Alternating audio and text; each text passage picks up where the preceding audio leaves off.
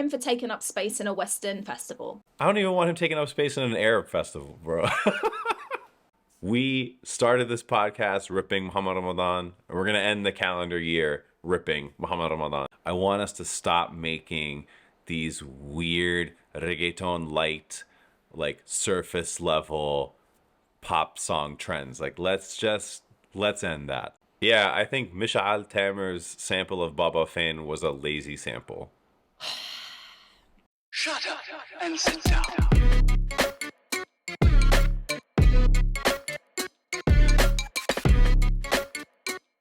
Hello everyone, welcome to another episode of Shik Shak Shook Ones. I'm half of your host, Deana and Soni. And I'm Danny Hajjar. What's up, what's up, what's up? Last episode of the calendar year. I can't believe we're here already. It feels like a really long year, but it's also gone super quick.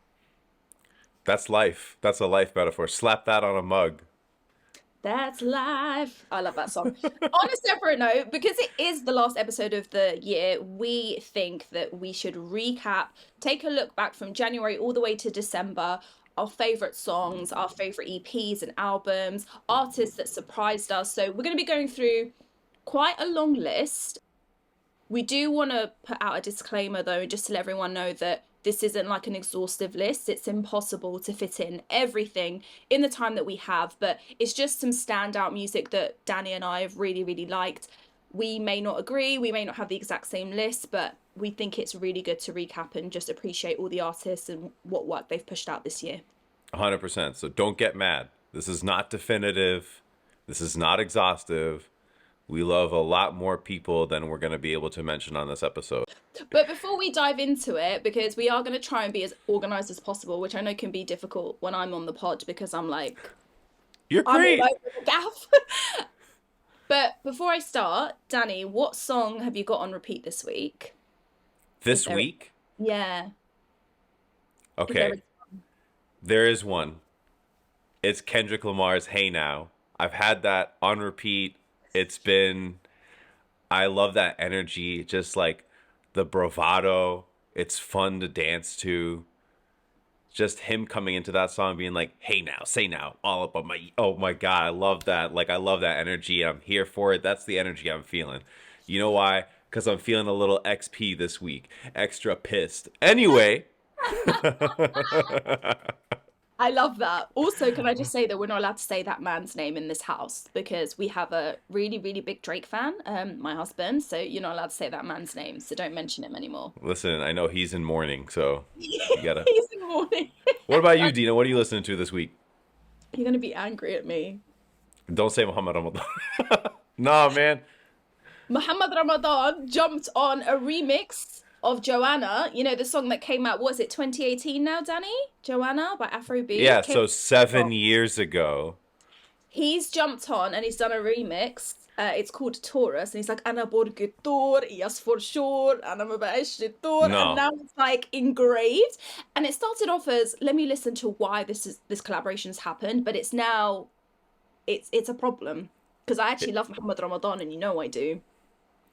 You know what, though? I will agree with you on one thing. It is a problem. It is a problem that he did this. It is a problem that we started this podcast ripping Muhammad Ramadan, and we're going to end the calendar year ripping Muhammad Ramadan. Why are we jumping on 7-year-old songs? Why are we doing remixes that are trash, especially of a song that frankly already has so many remixes?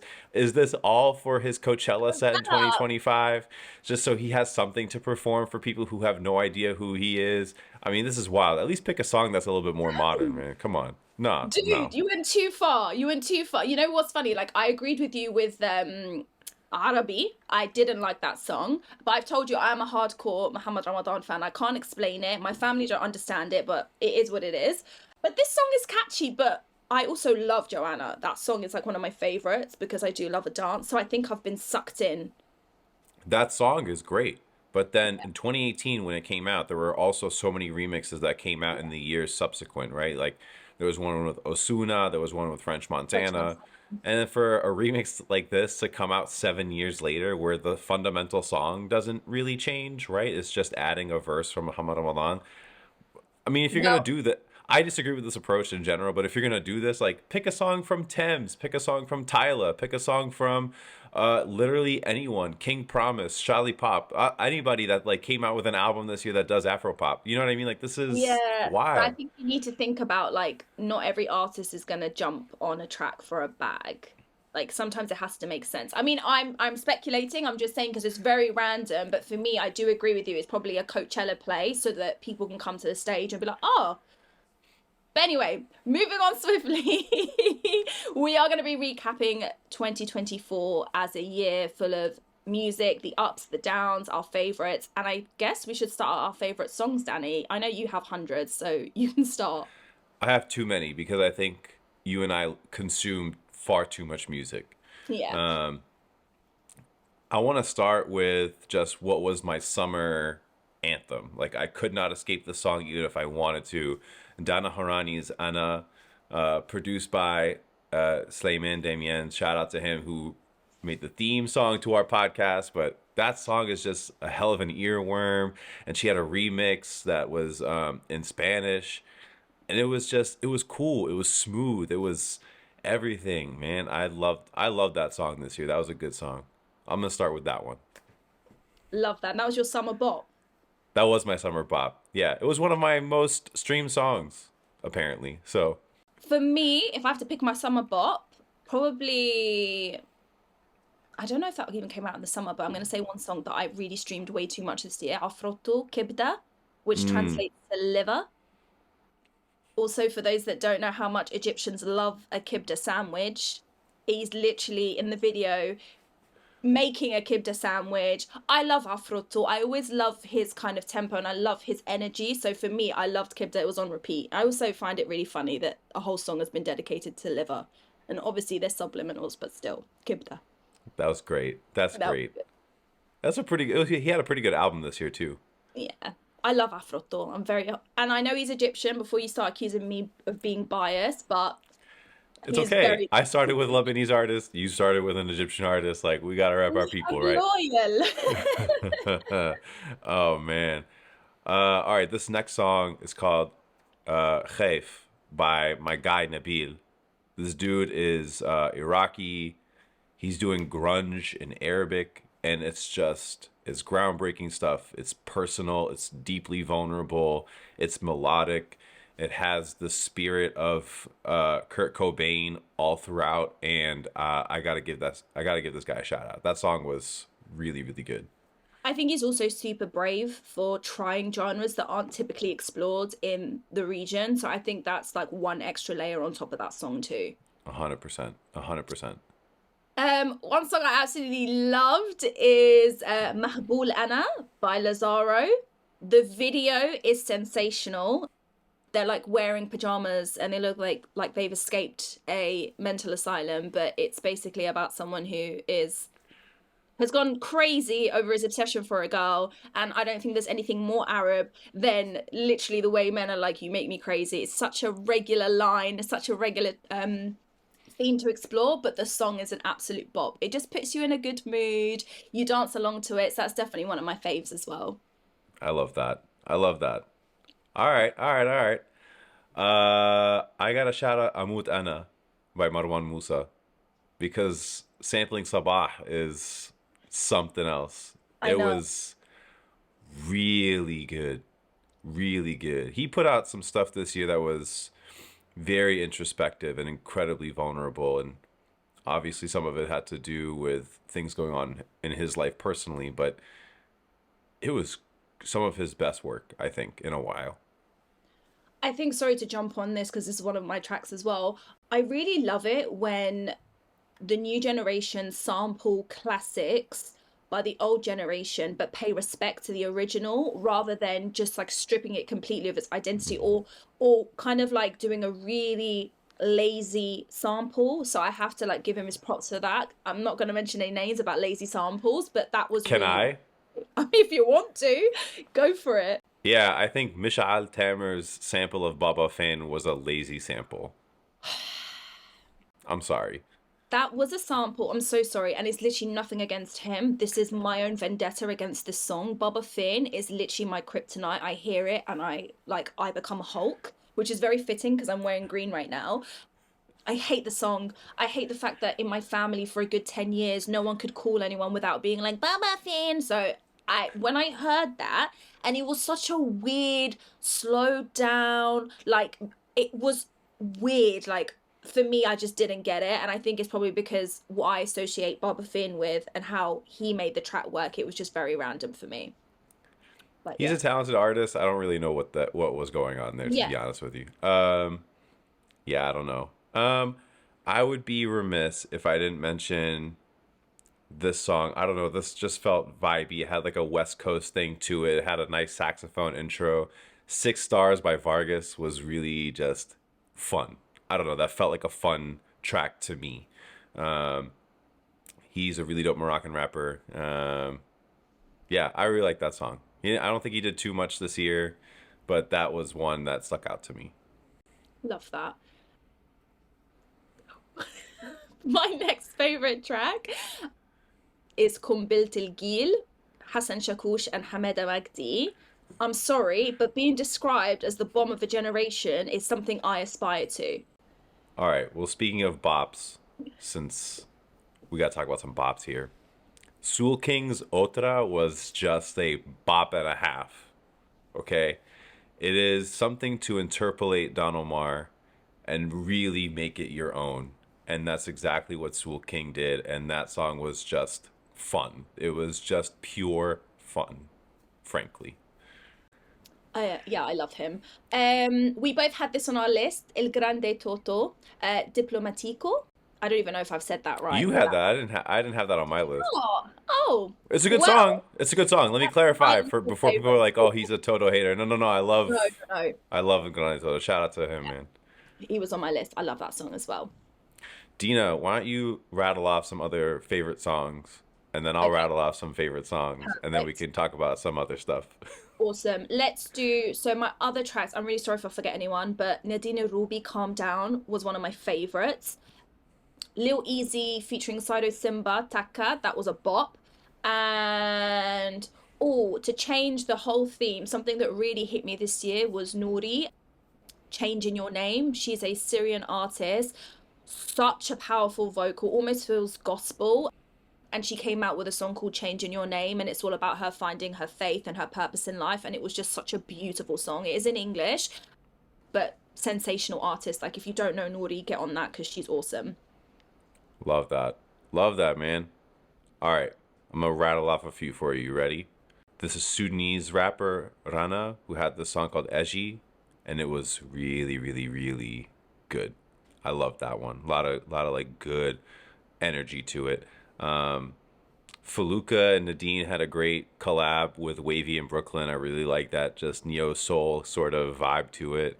Um, Rita Natah had a song called Wahia that was really good. I like to see her come back. I really missed her, so it was good to hear that. Janjun had Zine Zine, which was a really fun song. Kazdura had Khayal, which is very just like funky. It's got this like 70s sort of vibe to it. It was really cool. Oh man, there was just so many. Frio by our girl Rita Lujdia is emotional as hell. It just brings you to such a place. You can hear her pain in that song. It was really, really good. God is Love by Omar Effendum. I just love anything that man touches. Truthfully, Narsi just put out a version of his song Swords that was really, really dope with oh man, I'll talk about his album later, but I feel like I have so many. Yazina by Lina Mahyam, Bahna Mak, a cover that Danya put out, which was really, I think, honored the original. Khtaita by Blue Pfeiffer. We're a big Blue Pfeiffer fan. I'm a big Blue Pfeiffer fan over here, so shout out to Blue. We are. Maradona by Stormy. I'm gonna stop there because if I keep going, I'm just gonna list a ton of songs. Okay, no, one more. And Saki by Mulham. That dude is versatile. And you know what, Danny? I'm sure you already have a list, but if not, you can always update your favorites because I can imagine your list goes on for ages and maybe we could even collab on one or something. Yeah, we should collab on one. We should put out a Shik Shak Shook Ones favorites of 2024. Yes. Okay, we'll get on that. We'll get on that. So let's now talk about some of our favorite EPs and albums. You can start if you want, or I can start because I know we both have a common album, and that's by Nemesis. How do I say this? Is it verbatim? Yeah. And obviously she's holding her tongue, in case you haven't seen it in the picture for the actual album. She's holding her tongue to kind of represent the difficulties she faced this year in the music industry, simply because she is Palestinian and the censorship that she's faced. So I thought that was artistically amazing. But I'll let you go and then I'll add some extra bits about why I love that album. No, go ahead. Keep adding. Sure. Yeah, yeah. Cool, fine. You know, it's so hard when people want to talk about the same thing because we also view it very, very differently. But for me, the reason I love this is because I felt like Nemesis poured herself onto a platter and said, "This is me, have all of me." And I really feel that when I'm listening to the music. You Wore It Better, Fine Print. It's such a genre fluid album as well that I have to put that out there. It's just like I feel like I'm going on a journey with her, and I really feel like she did such an amazing job of putting herself out there, getting this album heard, and also not backing down. And that's very, very difficult, especially with what Palestinians have been facing this year and the amount of censorship people have faced. I love that she just, you know, did a big FU and got what she needed to get done and achieved such a sensational album. So huge respect to her. Yeah, big shout out to Nemesis. That was a dope album. Yeah. The other album that you and I had was the North Tape, which was a late release this year, but wow, was it good. That Very, mixtape was very. incredible, bringing together all kinds of rappers and artists across North Africa, and putting them together, having them all collaborate. The production was crazy. The features are on there with like Hadi Muhammad, Ziad Zaza, Kirah, like all these guys was just insane. So shout out to our guy North, because that was a really solid album. What else you got, Dina? I've got Ziad Zaza 525, very short Hmm. EP, but I really, really loved it. He was experimental in this EP. He was using a humming melody on what was it? Ana El Mazika. He used a humming melody, which I loved because he's like this big macho guy, you know, he's rapping, he's doing this, and I love that.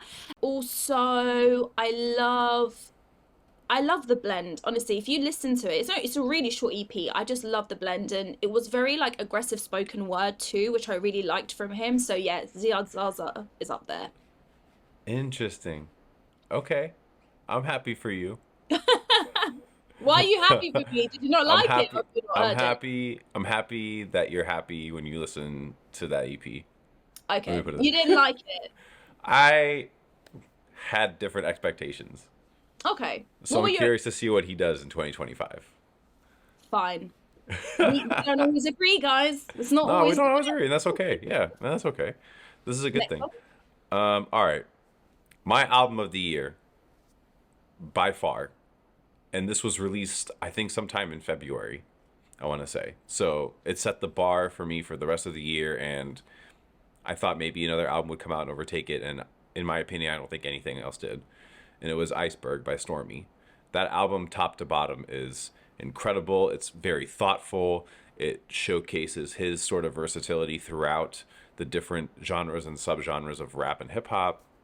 He had anything from a bop like Maradona to things like Nike, which are just like in your face. The music videos that accompanied the album were incredible.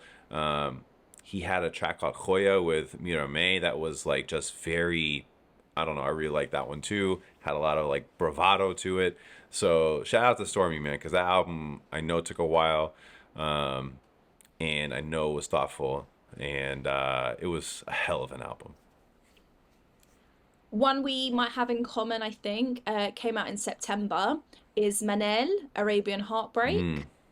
I love the album. I love the name of it. The way I interpreted it is obviously I think Arabs love differently. There's always that running joke as well, like Arabs just a whole different breed when it comes to love and heartbreak and stuff. So I love the play on that. I think also I've known Manel for a long time in terms of her music. I've been following her journey. So for me, it's not like a breakthrough album in terms of like, oh my God, she's really solidified her position. But for Mm-hmm. me, it's like she's a phenomenal artist and she keeps proving time over time that she is able to blend like contemporary electronic production, but with also classic instruments. And for those that don't know too much about me and what my like favorite music taste is, I love hearing instruments in songs. And I love the way she does it. She also did some crazy collaborations. My favorite one was with Tanya Machi Sehil. I'm sorry if I've pronounced that wrong because obviously Darija is different to Egyptian Arabic, but that is awesome. Like her and Tanya have collaborated before, so I was very excited to see that he was on the album, and I didn't think it would bang as much as it did. So huge shout out to Manel because that was an amazing album. She had good collaborations with Libyanka and with Elena Rose too, which are really awesome. No, that album was great. Honestly, I really like that album a lot. Um, Temtem's album, the first part, because part two I think comes out in 2025, but part one, side A, Masalema, was really introspective, I thought. Um, Very technically beautiful, I thought. And she had a collaboration on there with Faluka and Nadina Ruby that went hard. And this seems like she's gearing up for something big, man. That's how I felt listening to this album. So I got to give her a shout out. She did her thing, singing in Spanish. I mean, come on, man. She's out here all these languages, so she killed it. I love that, and I love that it's side A. It reminds me of back in Side the B's day. coming. I Side B love is coming. it. My other album that I love is by Tillate, but I don't want to go too far into it because he is actually an artist I'm going to talk about later. Are there any other albums you want to reel off, Danny? Oh, too many. All right, I'm gonna go quick. Okay, Sira band put out an album that was really dope. Black B put out an album, Valhalla, that was really incredible. Um, Beat Lalipos, I've talked about him before on the podcast, but he put out an album, 808 Depke, that was really, really dope. Narcisse to be an Arab. What I love about it is he forces you to have a physical relationship with music again because you can't stream it. You have to buy it on vinyl. And I miss that. I miss being able to buy an album, listening to it, no skips, no skipping ahead, no nothing. Like you have to sit with it. And so shout out to him for that. Shebjdid had that, and another had that album that was really dope. Sultan. Tegil had an album called Kitab that was really, really good. Tayyar had that album called Shisar that was really dope. DJ Gawad probably had what a crazy album that he had. Dar Disku, Bedouin Burger, Wenza, oh my gosh, Bukultum had a great album, by the way. Talia Lahoud had a great EP. There was a lot of good projects that were released this year. Hadi Muammer. Yeah, I gotta stop because I'm gonna just list everything, but I'm gonna You stop. know what? I had to be very, very conservative with my list, but I think for sure we need to sit down and do a playlist, another one, favorite albums and stuff. We'll definitely get all those that we haven't been able to reel off our list done. Next one, super quickly. Do you feel like there were any overrated tracks or albums this year? Yes, there were. Or let me put it this way: albums that didn't meet my expectations or the expectations that I think were set. And I know this is going to be a controversial thing. I don't know that Eliana's first album, Wulidtu, or first studio album, met the expectation that I think was set by the marketing, the branding, and all the different promotion that went into it. Now, it was still a successful album. Genini was everywhere, and that's great. I, to me, I know Eliana is a creative force. I know she has a powerful voice, and I think she just needs to be freed from her contract with Universal Arabic Music so she can actually do some cool stuff. I'm sorry. I think trying to box her into this cookie cutter conventional thing does her a disservice to be able to actually create music that she is capable of creating. Even if it's pop music, she's capable of creating very interesting pop music. So yeah, hashtag free Eliana.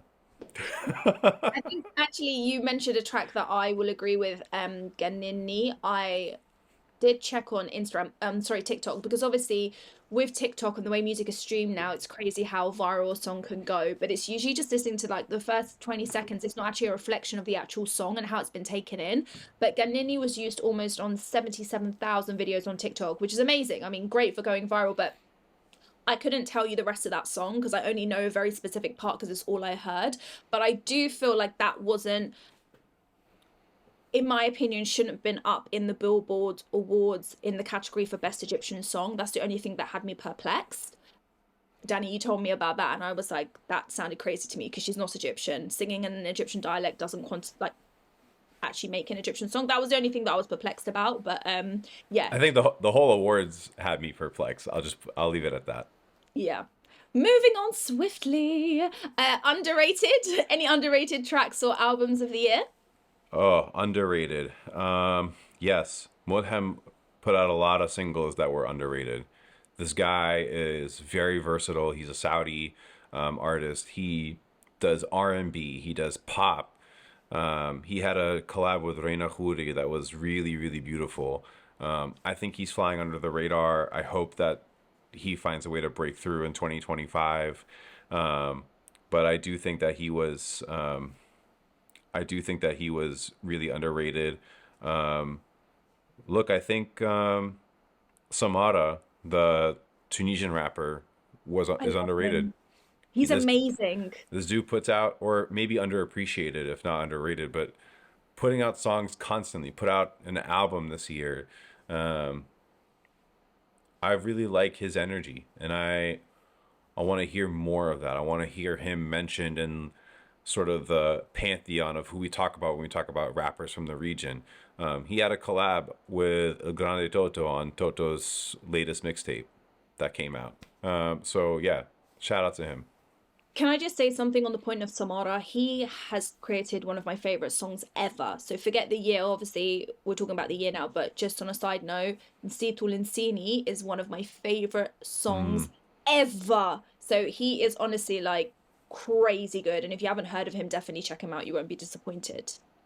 I will say one other album that kind of I was perplexed by, and I was like, oh, this wasn't what I really expected, and was kind of hoping for more was Lana Lubani's. I really liked The Holy Land when that came out. I think in 2023 or 2022, I can't remember now. But this most recent one, um, I I think she went in a very different direction, and I was kind of hoping for her to build on what the foundation that she laid for The Holy Land. I think Mhm. technically and lyrically, it was a little bit of a step back in a lot of ways, in my opinion, or at least things that I know she's capable of more. And so, um, to each their own, but Yeah. we'll see what happens. Do you know, I think sometimes being successful quite young or being young in the industry, not necessarily by age, but just how long you've been in music can be a curse because obviously when you get out there and you do really well and you attract these huge audiences, expectations are really high. And I think artists miss the chance to explore who they want to be. So, for example, one album that I think is super underrated, in my opinion, is Saint Laurent's.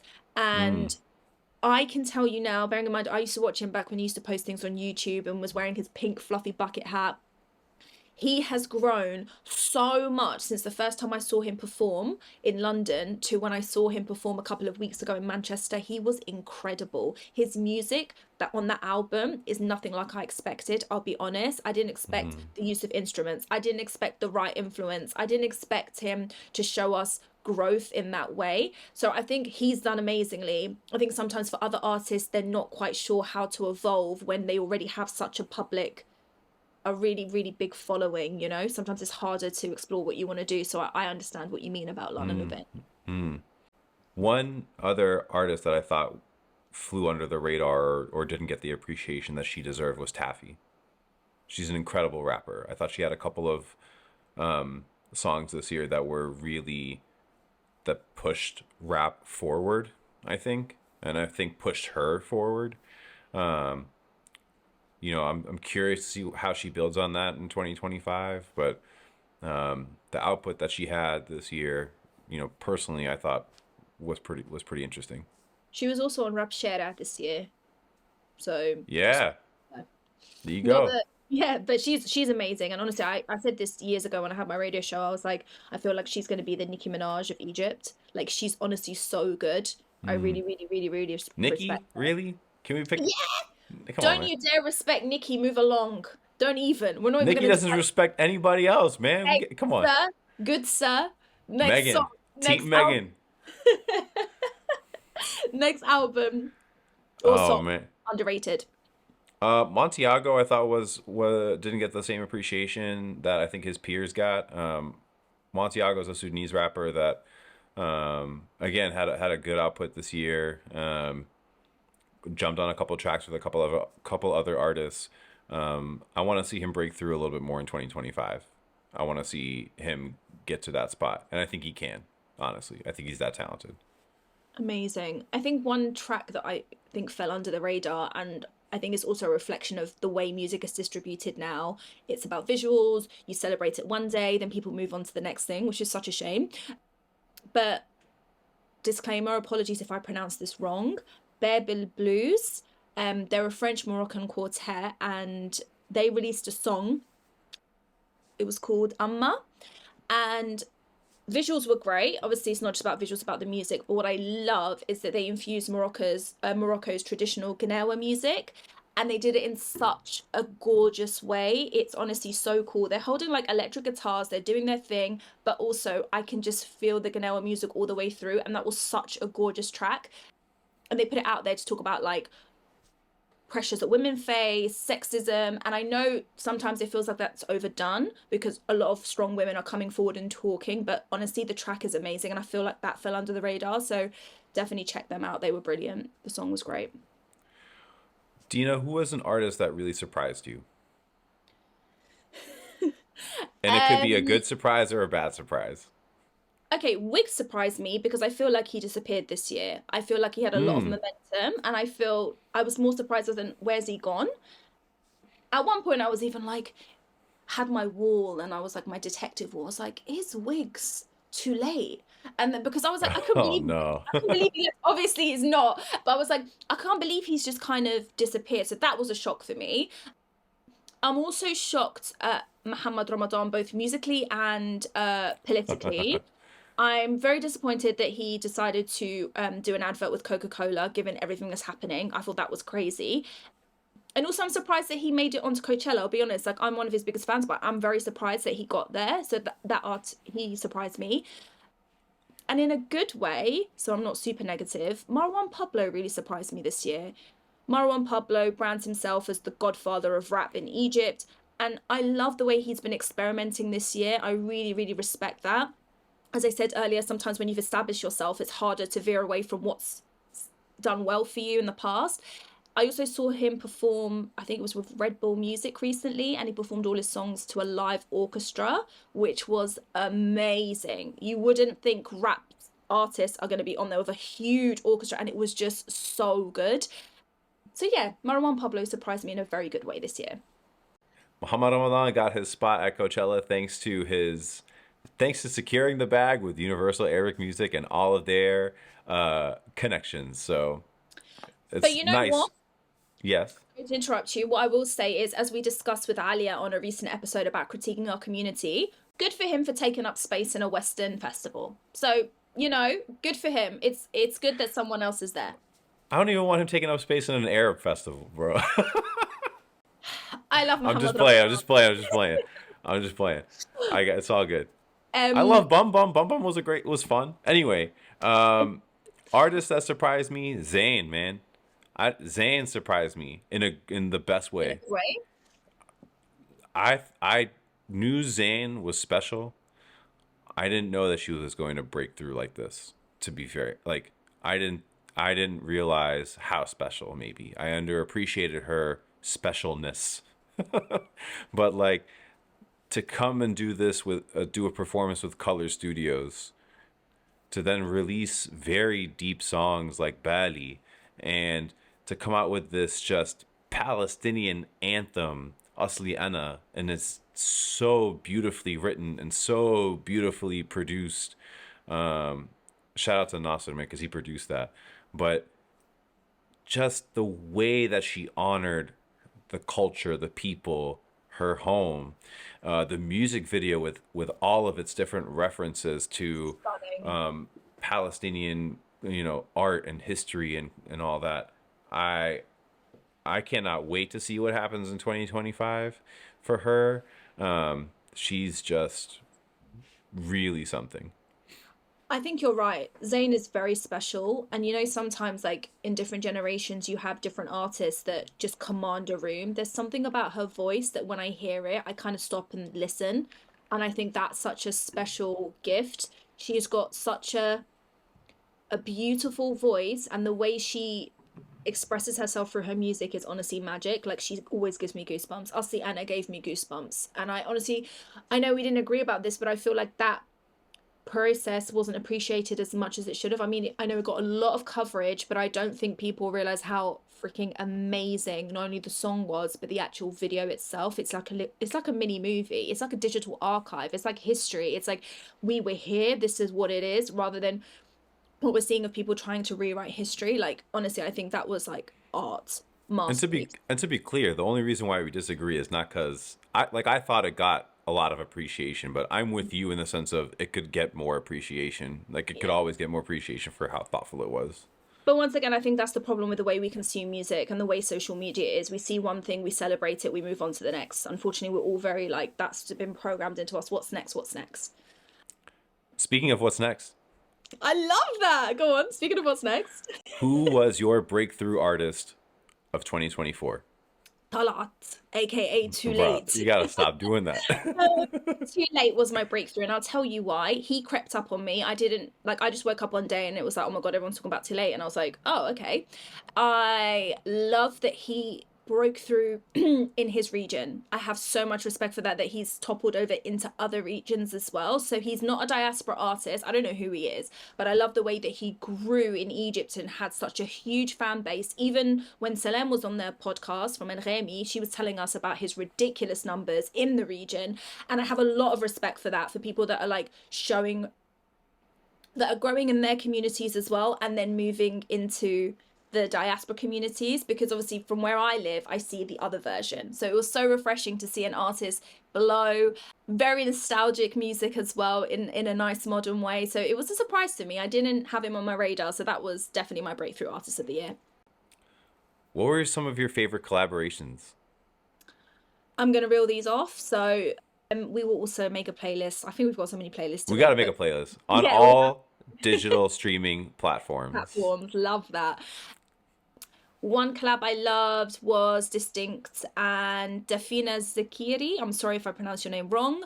Domla Domla. Loved that. I had a Distinct collab too, man. That's Of course, we're going to have a Distinct. but it was Distinct and RVFV for their reggaeton song. That was fun. You love that. I really love that. Yeah, I did. I love that. I also loved Asala and Ahmed Saad. They made a song called Sabab Farhiti, and it just reminds me of old school love song collabs. And I've expressed before on this podcast that I love Asala. I have so much love for that woman. And I just love like the nostalgic feel it gave me of like old school artists singing about their love. And it was just a gorgeous track. I love that. Did you have any love songs on your list? I don't know if it's no, I don't know if it's considered a love song.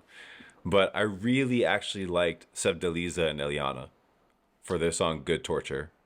I thought that was a very Sade-esque sort of song. They complemented each other really well on that. That one to me was beautifully done. Love that. See, I can critique and give praise. You know what I'm saying? Multifaceted on Shik Shak Shook Ones. Another one I loved is the Glitter and Gold remix, Alia featuring Life Size Teddy. I heard that song and I was like, oh my god, who are these people? Oh, who is Alia? And I googled her and I was like, obviously she sounded Arab, and it was a nice surprise to realize it was an Arab artist. So yeah, that was a really good track. I gotta give a shout out to Double Zooksh and Shoma Josie. That was a hell of a collab, man. That was cool to hear, like, Egyptian, Arabic, and like Maharaganat influence on Amapiano with a South African artist, man, that was really, really good. And there's more to come. More to come. And another collab I loved is Lila Fadda and Abu Yusuf Atta. I really, really like that song. I really, really like listening to Abu Yusuf as well. So it was nice to hear him on a track with Lila. I think Stormy and El Grande Toto on the Maradona remix, when you have two of the top Moroccan rappers come together for anything, it's gonna be magical. Synaptic and Freak. I forgot to mention Synaptic as one of my favorite albums, but El Tamam was a phenomenal album.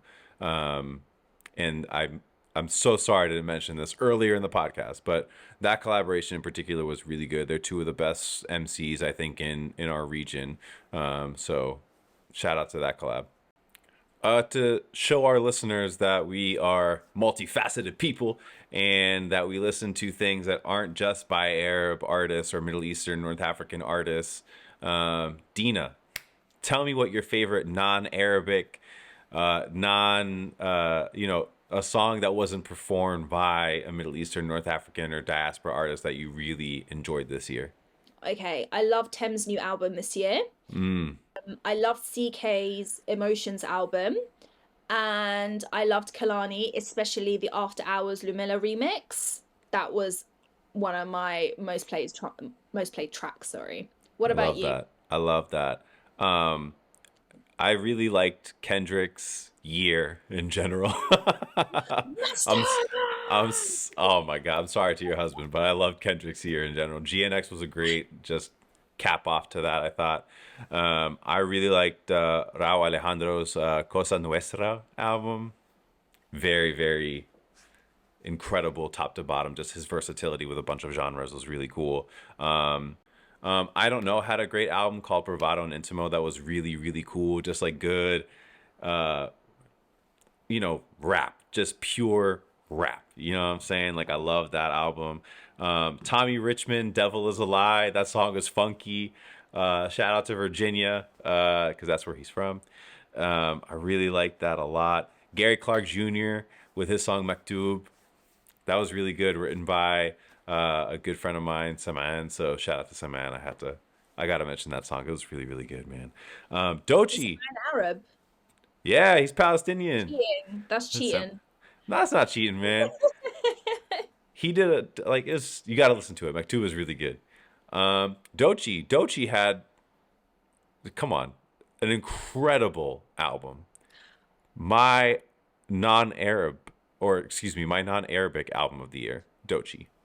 I'm trying to work out whether my standards are too high, and I'm like, no, I only get 3 places for my favorite, or if you're just like equally excited about everything, because I think I'm the most like aggressively, what's the word? I have really, really high expectations, so I'm just like, no, these are my top 3. You cannot enter.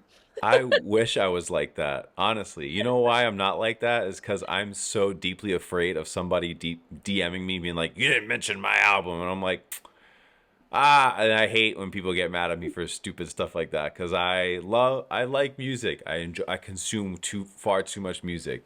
Exactly. One day I'll get rid of that feeling, and I'll just be like, this is where I'm at. If anything, it benefits me because I'm like, oh, these are some names I don't know. I'm gonna definitely check it out. I'm just like so interested to hear like how many are on your list, because when you say favorite, I'm just like Arab parent mode where I'm like, nothing is good enough. Young Miko had an album, ATT. Young Miko is incredible. I love music. Maybe you need to do a playlist for non-Arab faves. We should do our own list. Seems like everybody else out here got lists. We're going to do our own list. I'm going to put me and you on the list. The Shik Shak Shook Ones top 100. Deana, Danny, Deana, Danny, Deana, Danny. Danny, Deana. I love that. And speaking of lists, what do you think you're going to see next year? What's on your list for like predictions? Whether it's the music scene, whether it's artists that you think are going to like bang next year, just let me know. There are a lot of artists that I think are going to capitalize on the momentum of 2024. I think Too Late is going to be one of them. Zane is going to be one of them. There's going to be some other artists that maybe didn't get the same sort of attention that I think will. Like Shaw, this Moroccan rapper, like Kazdura, this like really dope 70s funk-esque band. Those are some artists I think will break through. I really hope, here's what I want for 2025. I want us to stop making these weird reggaeton light, like surface level pop song trends. Like let's end that. We don't have to do it anymore. If you want to go that route, like commit, like go full in. Don't like sit up here on the surface and be like, Habibi ya aini, my love for you. Enough of this. I hope that 2025 is the year that the music industry sorts itself out a little bit.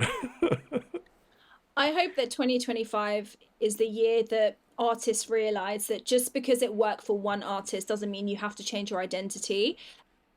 I think towards the end of this year, we've got better at that. A lot of artists, and it's fine to experiment, but this whole multilingual concept was super, super popular at the beginning of the year. Everyone was trying it, even towards the end of 2023, because it worked out for some people, and some people were like, okay, I have to succeed by doing it this way.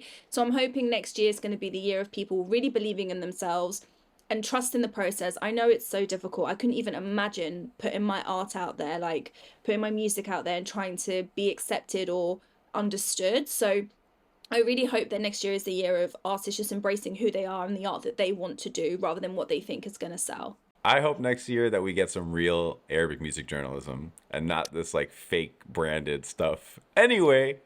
Pew, pew.